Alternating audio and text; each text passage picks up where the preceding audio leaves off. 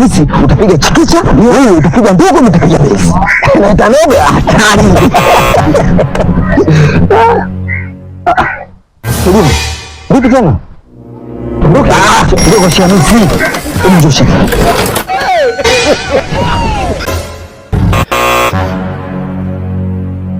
Sasa mume wangu ndo naelekea madrasa. Ndo naelekea madrasa? Haya, okay. Lakini leo tutaswali huko madrasa. Tutaswali? Huko madrasa.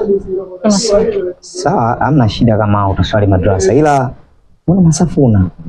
Masafu nimeacha chuo. Chuo? Okay, sawa, hamna shida. Ila mimi hapa nampitia Sheikh Hamisi hapo. Tunatoka tutaenda msikitini moja kwa moja. Haya, sawa. Haya, basi sawa. Haya, mwanangu. Haya, okay. Kwani mnafahamiana? Hamisi? Wewe acha. Ngoja tuone. Bidada, naomba kwanza utoe hiyo nje.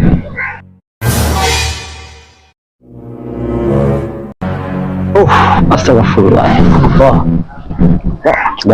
Sasa kweli jamani, kweli ni mwanamke huyu? Mimi Sheikh Hamisi ameniaga anaenda madrasa. Nikasema kweli huyu anaenda madrasa, masafu ana. Pale mimi kaniambia masafu ya kumchuoni. Masafu nini wako ndani kaacha. Msukuli mwanamke kweli jamani. Ramadhani hii. Ipo na nini hapo kikasimu ndio juu hapo. Kweli jamani, Uislamu ndio hivi. Bwana mkubwa. Samahani mimi tujua. Kwani ufahamu kama ni mke wa mtu shehe? Hajaniambia. Shemeji. Shemeji. Mwezi mtukufu wa Ramadhani, shemeji yangu, kweli unakaa sehemu kama hizi? Mume wako umemwona kwamba unaenda madrasa, hapo ndo madrasa shemeji? Mwenyezi Mungu hapendi. Shemeji. Wapi lakini shemeji yangu? Yaani mpaka nashindwa kuongea kwa kweli. Sasa basi. Kwa hiyo ujinga mnaofanya hapa na mwezi wa Ramadhani, hakika sheria ipo juu yenu. Kweli kabisa shehe. Mpate adhabu. Unafanya ujinga hiyo fundisho. Fundisho ndio. Sasa sikiza nikwambie. Mimi hapa ninachoona mimi hapa. Tumchue bwana Rasta, tumpeleke kule uwanja wa Zambi kwa mwenyekiti Akola.